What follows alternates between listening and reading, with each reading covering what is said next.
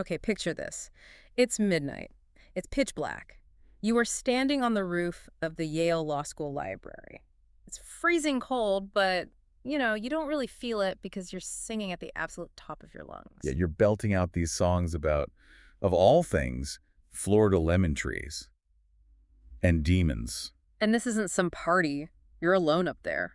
Or, well, you think you're alone. Exactly. In your mind, the roof is just crowded with what she calls beings that are instructing you, telling you to jump. Right. And earlier that same evening, you completely terrified your study group, and these are like future Supreme Court clerks, by just casually asking them, have you ever killed anyone? And you're not being provocative. You're genuinely trying to figure out if you have. It sounds like a scene from a movie, a psychological thriller. It really does. But this is the real opening of the memoir, The Center Cannot Hold by Elyn Saks. Yeah. And the person on that roof, she isn't just a patient. She's a first-year law student at Yale. And that is the part that just breaks my brain a little. We're diving into this book today to try and understand a very specific paradox. How can someone be brilliant enough to be valedictorian, a legal scholar, a genius, really, while at the same time her mind is actively, dismantling itself? That is the absolute core tension of Elyn Saks' life. I mean, usually when we talk about schizophrenia, we have this sort of cultural script of total incapacitation. Right. You picture someone on a street corner, totally cut off. Exactly. But Saks gives us this incredible look at what she calls high-functioning psychosis. She's navigating the insane pressure of Ivy League academia while fighting a literal war against her own consciousness. And the war, as you call it, it isn't just about hallucinations, is it? It's not just seeing things. The way she describes the feeling of the illness, the texture of it, it's so much more nuanced. It is. The one concept we really need to get our heads around today is what she calls disorganization. She uses that word constantly, disorganized. And to me, disorganized means my desk is a mess or I can't find my keys. But for her, it's something else entirely, something terrifying. Think of your brain like a computer's operating system. You have all these inputs coming in, sight, sound, memory, your own thoughts. And your brain's job is to bind all that data into a cohesive user interface that we call you. Okay. When Saks talks about disorganization, she's describing that code just breaking down. The data is still coming in, but it's not binding together anymore. The you starts to dissolve. She has this one analogy that it stuck with me instantly. She says her mind felt like a sand castle with all the sand sliding away in the receding surf. It's a perfect haunting image, isn't it? It's not just that she's confused, it's that the very entity doing the perceiving is eroding. She says, the solid center from which one experiences reality breaks up like a bad radio signal. So when we talk about her behavior later, the singing on the roof, the strange questions, we have to remember she is just desperately trying to hold on to the sand while the tide is pulling it out. So let's trace this back. Where did this tide even start to rise? Because you look at her resume, Oxford, Yale, Vanderbilt, and you just assume this steady upward climb.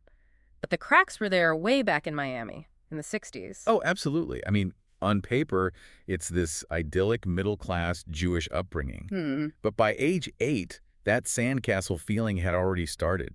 She talks about these night terrors where she was convinced a man was outside her window waiting to kill her family. But every kid has nightmares. I was terrified of what was in my closet for years. Sure, but this was different. This was accompanied by that feeling of dissolution, of selfhood breaking apart. And look at how she coped. She didn't just run to her parents for a hug. She started developing these rigid, obsessive rituals. Yes, lining up her shoes perfectly, organizing her books. She was trying to build a retaining wall of the sand. And when that wasn't enough, she escalated. At age 12, she just stops eating. This part of the book is just heartbreaking. She drops to 100 pounds, and she's a tall girl. Her parents are frantic. They're threatening to hospitalize her, to force feed her. But she wasn't doing it to, look like a model or something. No, vanity had nothing to do with it. That's a really critical distinction. It is.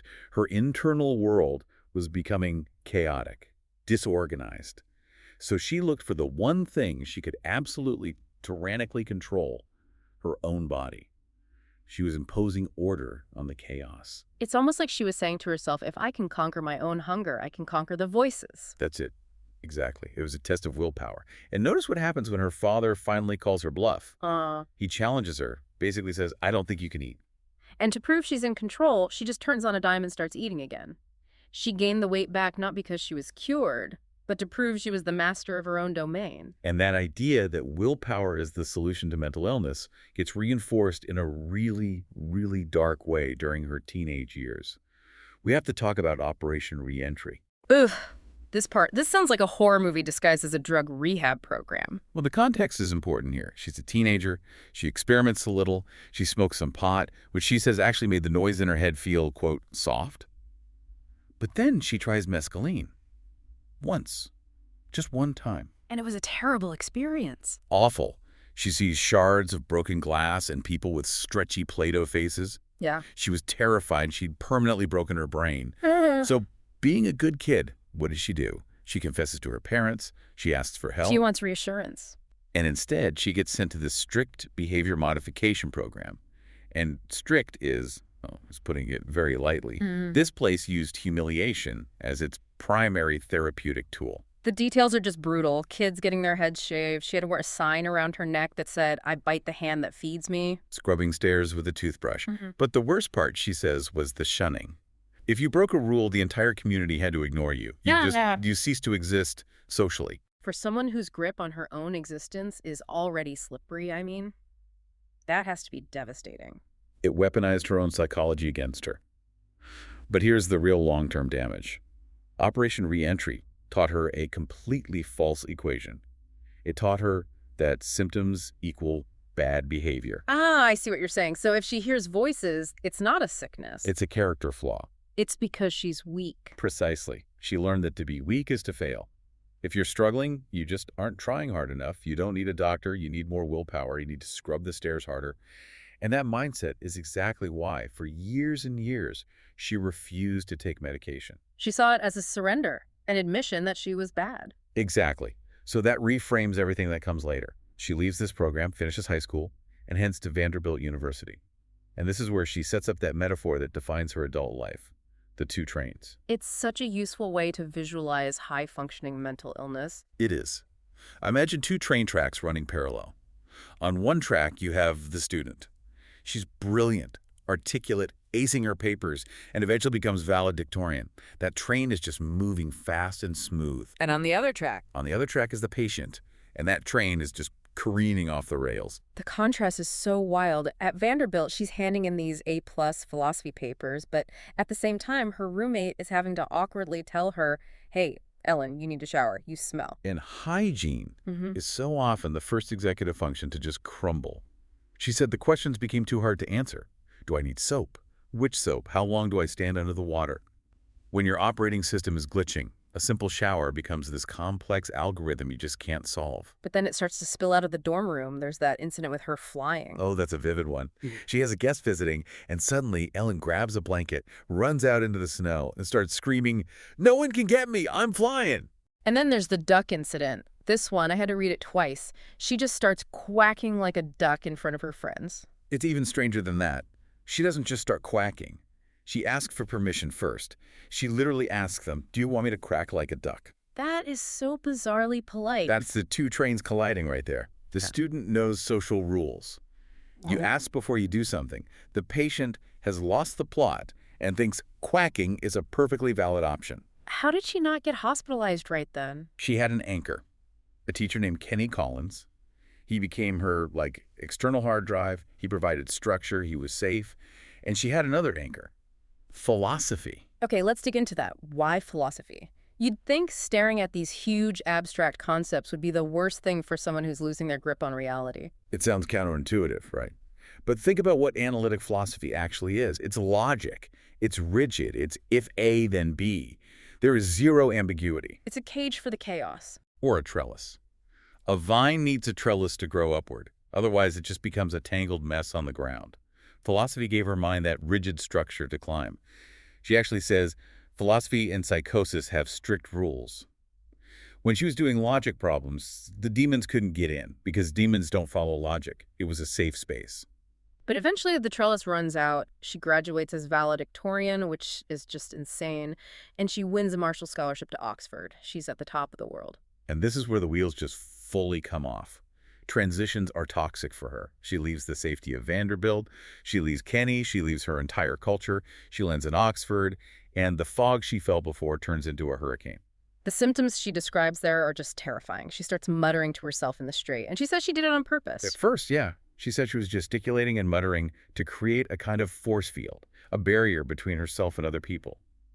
But pretty soon, she couldn't stop. The barrier became a prison. And the delusions get so much darker.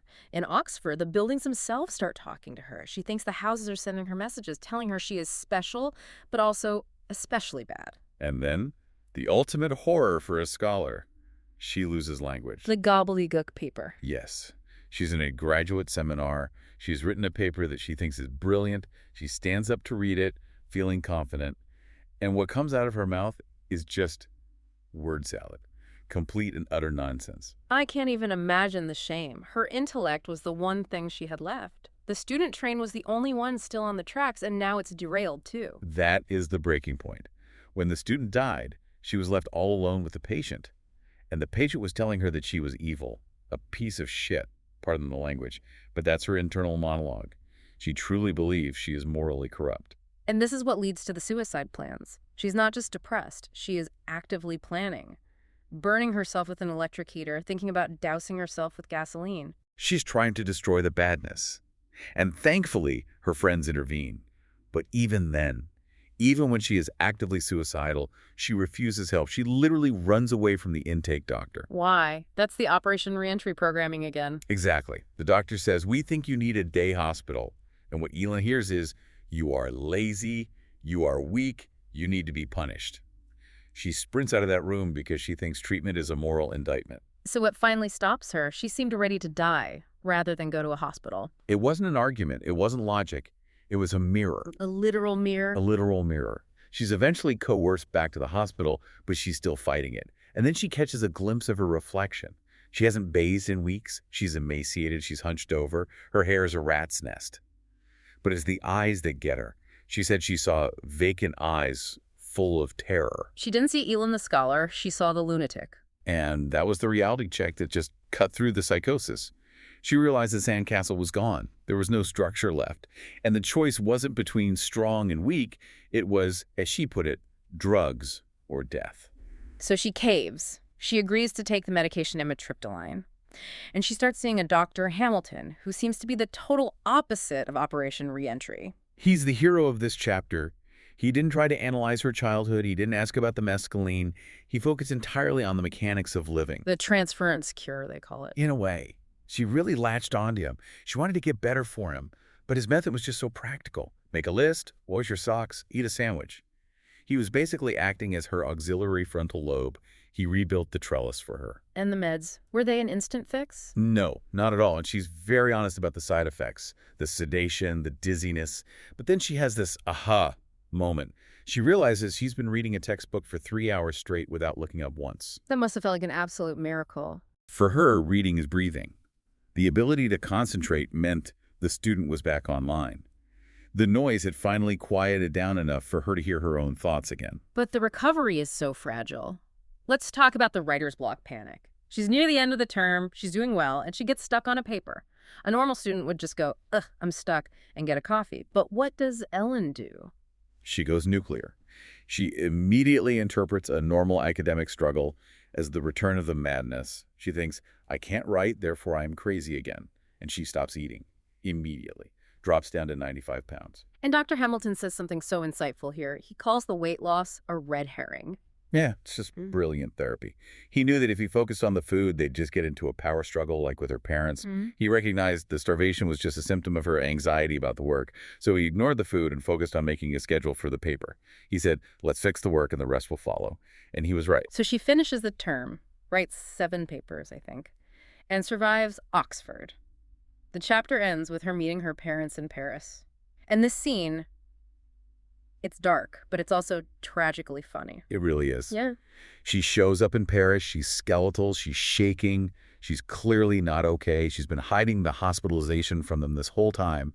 And she finally works up the courage to tell her father, Dad, I was in a mental hospital. And he breathes this huge sigh of relief. He's relieved. Why? Because they looked at her, 95 pounds, pale, shaking. and they thought she had cancer. They thought she was physically dying.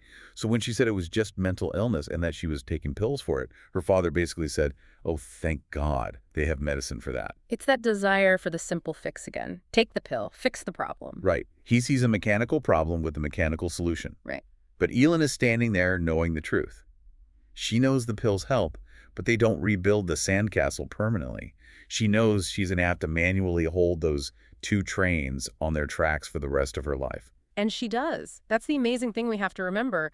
She doesn't just survive, she thrives. She becomes a tenured professor at USC Law School. She wins a MacArthur Genius Grant. She wrote this book. But she wrote the book to show the cost. That's the real takeaway. We see the awards, the tenure, the brilliance. We don't see the woman on the roof singing about lemon trees, or the woman who's terrified that her shampoo bottle is trying to kill her. It really makes you question how we view high-functioning people. We look at the output, the grades, the promotions, the 80-hour work weeks, and we applaud. We say, wow, look at their drive. But Elyn's story suggests that sometimes that extreme drive isn't ambition at all. It's a survival mechanism. It's a frantic, desperate attempt to keep the internal structure from completely collapsing. It leaves me wondering about the people in our own lives, the ones who seem to have it all together, who never miss a deadline, who are always on. Are we actually praising their success, or are we just praising the only coping mechanism that's keeping them from sliding into the ocean? And if that coping mechanism ever fails, who's there to catch them? That is a heavy question to end on, but a necessary one. This has been a fascinating look into a mind that refused to break, even when it was shattering. Thanks for taking this deep dive with us. Thanks for having me.